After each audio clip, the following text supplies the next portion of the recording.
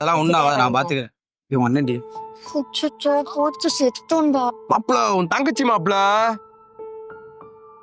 இரு நான் பார்த்துக்கிறேன். மாப்பிள்ள இது கூலியை பழகிட்டு முதுகுல குத்திட்டியாடா. மாப்பிள்ள அவன்கிட்ட சொல்லணும். பேசாதடா. எத்தனை பேர் சொல்ல மாதிரி தெரியல எனக்கு. இப்ப கையண்ணே, இவன் முஸ்லிமா இருக்கனால தானே ஒத்துக்க மாட்டான். அதே ஹிந்துவா இருந்தா ஒத்துருப்பல. அதனால தான் ஃப்ரெண்டுன்னு கூட பார்க்காம அவன் சட்டையை பிடிக்கிறேன். சீ அப்படின்னா ஒண்ணும் இல்ல. இத்தனை நாளா அவனை மாப்பிளன்னு சொல்லிட்டு வாயில இருந்து கூப்பிட்டேன்னு நினைச்சியா? என் மனசுல இருந்து கூப்பிட்டேன். யாரோ ஒரு மூணாம் மனுஷன் சொல்லி தெரியுது. ஏன் அது அவன் வந்து சொல்ல மாட்டானா?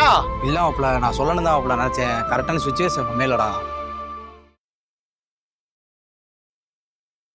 சரி விடு மாப்பிள, நடந்துருச்சு. நீ கவலைப்படாத, நான் இருக்கேன். அண்ணே, உனக்கு ஓகே, அப்பா என்ன சொல்லுவாரு?